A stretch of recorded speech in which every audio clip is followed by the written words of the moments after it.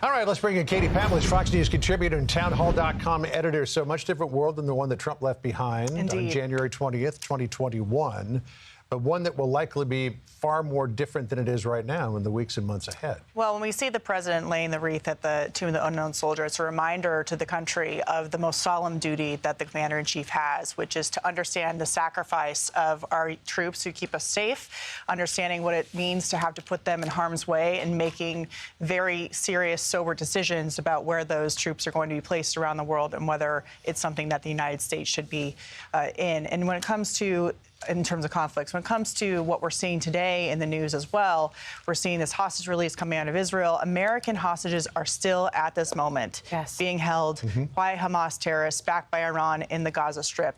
As a result of this deal, a number of Palestinian terrorists who have killed Americans are going to be released. And of course, there's the issue of the Biden administration funding the Iranians who've been able to engage in more terrorism all around the world. Then you go up to Russia and Ukraine. Of course, General Keith Kellogg has been appointed the special envoy to bring that war to an end, to come to terms with some kind of ceasefire and deal there. So the world looks different. The Red Sea has been inundated with attacks from the Houthi rebels who have been able to shut down shipping, which is a commercial, economic, global issue there. The president can deal with that as well in terms of Iran backing those rebels. So there's a lot going on over the world. The president has made clear he wants to reestablish deterrence, wants to reestablish strength, and looking at the way that world leaders have behaved, wanting to get to Mar-a-Lago to have meetings with him, and including enemies having phone calls over the course of the last couple of months since he got elected.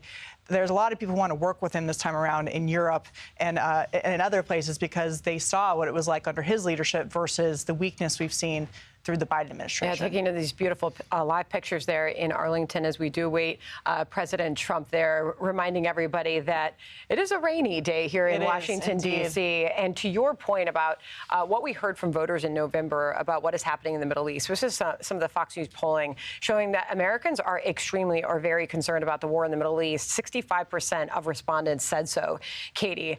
And now you have at least some of these hostages starting to be released. And there will be a lot debated over the timing of this happening. Obviously, President Trump really owned this. When we first heard of the ceasefire deal being reached, Biden said this was the deal he put on the table in May. One would ask, well, what changed? Right. There was a big election in November, obviously. Trump owned it with saying it was an epic ceasefire agreement that could have only happened as a result of our historic victory in November. Now we are left wondering what happens next. That is the big question. Hamas has been playing games over the course of the last, 3 days when the ceasefire agreement was agreed upon. The envoy to the hostage crisis for the United States has been in the Middle East for a couple of months now, trying to get this to happen, both on the Biden side and on the Trump side. But when it comes to what the president is going to do in his second term here, he has repeatedly said, I want no new wars. But that has not prevented the president from going after bad guys who want to start wars. So, there's a lot of people who think that means just total isolationism. He's happy to take out terrorists and others who are willing to hurt Americans overseas to go after our troops. And he made it clear at the Mar-a-Lago press conference 2 weeks ago that if these hostages, American hostages in particular, are not home by his inauguration, which is tomorrow at noon, there will be hell to pay. And that can come in a number of different forms. They're keeping those details close to the vest. Everybody is ready there at Arlington National Cemetery for the laying of the wreath at the Tomb of the Unknowns. We're just awaiting Donald and Melania Trump's arrival. There's a little bit of breaking news here, and that is regarding TikTok. This morning, people who went on TikTok were greeted by an announcement that TikTok service was suspended. Well, now apparently they're back in business because Donald Trump has indicated that he is going to give TikTok a reprieve. So the president, through this bipartisan legislation that was passed to force TikTok to take themselves away from sending data back to the Chinese Communist Party. It's not necessarily a ban.